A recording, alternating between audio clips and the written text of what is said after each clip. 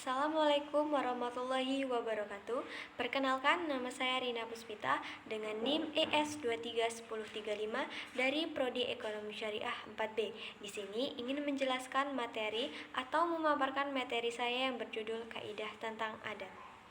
Baik teman-teman, saya akan menjelaskan poin pertama dalam materi kita, yaitu kaidah pokok adat.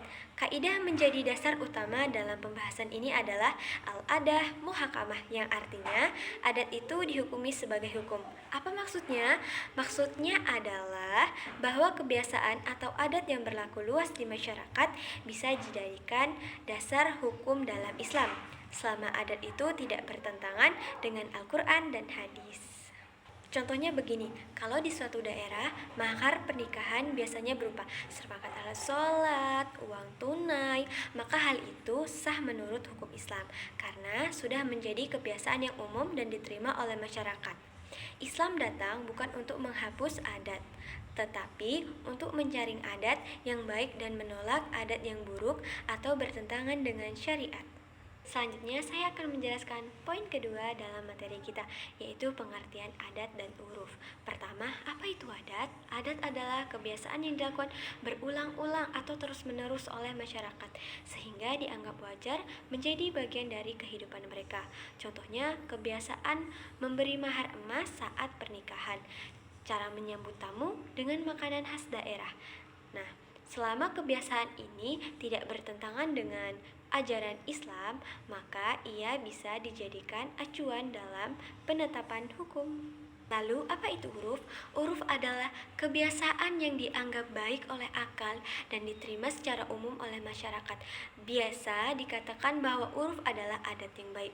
Contoh uruf misalnya memberikan tip kepada pelayan, memakai cincin di tangan kanan saat tunangan. Hal-hal seperti ini tidak diperintahkan secara langsung dalam Islam, tetapi karena dianggap baik dan sudah diterima masyarakat, maka bisa digunakan sebagai dasar hukum juga. Apa bedanya uruf dan adat? Nah, bedanya di sini tuh adat bisa mencakup semua kebiasaan, baik atau buruk. Nah, uruf hanya merujuk pada kebiasaan yang baik dan tidak bertentangan dengan syariat. Teman-teman sekalian, selanjutnya saya akan menjelaskan poin ketiga, yaitu dasar hukum kaidah adat. Seperti yang kita tahu, kaidah al-adah muhakamah berarti adat dapat dijadikan hukum. Tapi tentu tidak asal-asalan. Kaidah ini memiliki landasan yang jelas dalam Islam. Pertama, dari dalil Al-Quran. Allah berfirman dalam surah Al-A'raf ayat 199, ambillah yang ma'ruf, kebiasaan yang baik, dan perintahkan yang baik. Ayat ini menunjukkan bahwa Islam memerintahkan kita untuk menerima kebiasaan yang baik dan diterima masyarakat umum. Kedua, dalil dari Rasulullah SAW bersabda, apa yang dipandang baik oleh kaum muslimin, maka itu baik pula di sisi Allah. Hadis ini menegaskan bahwa kebiasaan baik yang diterima oleh masyarakat muslim bisa menjadi pertimbangan hukum selama tidak bertentangan dengan syariat. Nah, yang ketiga ada ijma dan ulama.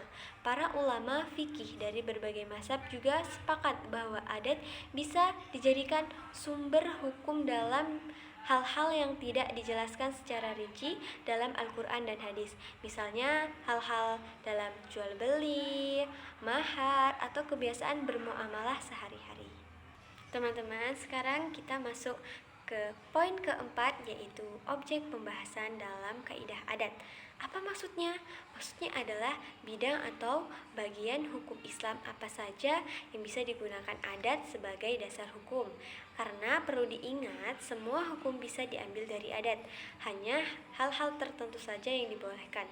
Objek utama kaidah adat ada di bidang muamalah, yaitu hal-hal yang berkaitan dengan hubungan antara manusia dalam kehidupan sehari-hari. Contohnya muamalah atau sosial dalam ekonomi, seperti jual beli, utang piutang, sewa menyewa. Nah, yaitu yang kedua ada nikah atau pernikahan. Nah, yaitu adat menentukan bentuk mahar, cara melamar, atau cara pernikahan. Teman-teman, sekarang kita masuk poin kelima, yaitu kriteria adat. Maksudnya di sini adalah syarat-syarat atau ciri-ciri adat yang bisa diterima sebagai dasar hukum dalam Islam. Tidak semua adat bisa langsung dijadikan hukum, harus ada kriteria tertentu apa yang terpenuhi. Lalu apa saja kriterianya?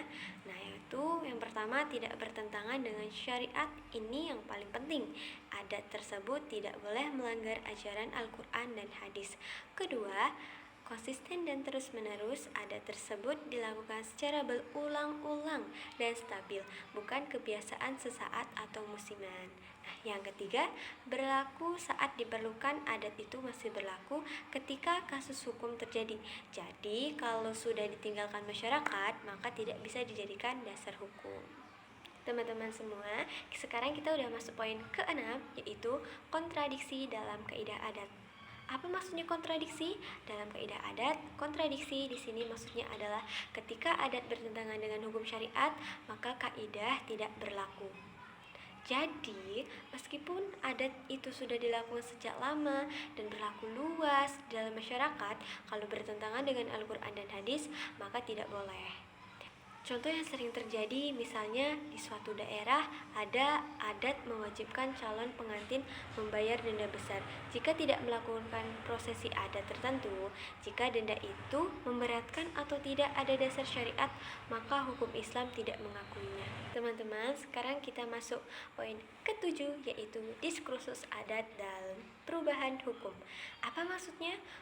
Dalam hukum Islam, adat bisa berubah-ubah sesuai dengan perkembangan masyarakat. Maka ketika adat berubah, hukum yang mengikuti adat juga ikut berubah. Contoh nyata yaitu di zaman dulu, orang-orang bisa melakukan transaksi jual beli secara tunai. Jadi, hukum Islam saat itu lebih fokus pada akad langsung. Nah, sekarang karena masyarakat sudah bisa dengan transaksi online, sistem kredit, maka hukum Islam juga menyesuaikan selama tetap memenuhi syarat, kejelasan akad, tidak ada penipuan, dan tidak ada riba. Teman-teman, kita lanjut ke poin ke-8, yaitu cabang-cabang kaidah adat. Kalau sebelumnya kita membahas kaidah pokok, yaitu al-ada muhakamah, adat dapat menjadi hukum. Maka sekarang kita membahas turunan atau cabang-cabang kaidah tersebut.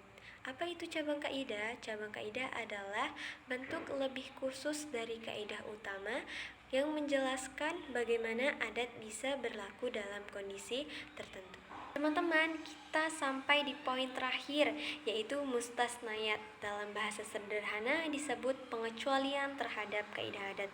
Apa itu mustasnayat? Seperti yang kita tahu, kaidah pokok menyebutkan bahwa al-adah muhakamah artinya adat dapat dijadikan hukum, tapi tidak semua adat otomatis bisa dijadikan hukum. Disinilah pentingnya kita memahami mustasnayat, yaitu hal-hal yang menjadi pengecualian dari kaidah ini. Lalu, apa saja yang termasuk pengecualian? Yang pertama, adat yang bertentangan dengan syariat. Jika sebuah adat melanggar ajaran Al-Quran atau hadis, maka tidak bisa dijadikan hukum. Yang kedua, adat yang merugikan salah satu pihak. Adat yang bersifat memaksa atau menekan salah satu pihak, apalagi yang lemah secara sosial atau ekonomi, tidak bisa dijadikan dasar hukum. Yang ketiga, adat yang sudah ditinggalkan masyarakat. Kalau suatu adat sudah tidak berlaku lagi dalam kehidupan masyarakat, maka adat tersebut tidak relevan lagi untuk dijadikan dasar hukum. Demikian presentasi yang bisa saya sampaikan. Semoga apa yang telah dijelaskan dapat bermanfaat dan menambah wawasan kita semua. Terima kasih atas perhatian dan waktunya. Wassalamualaikum warahmatullahi wabarakatuh.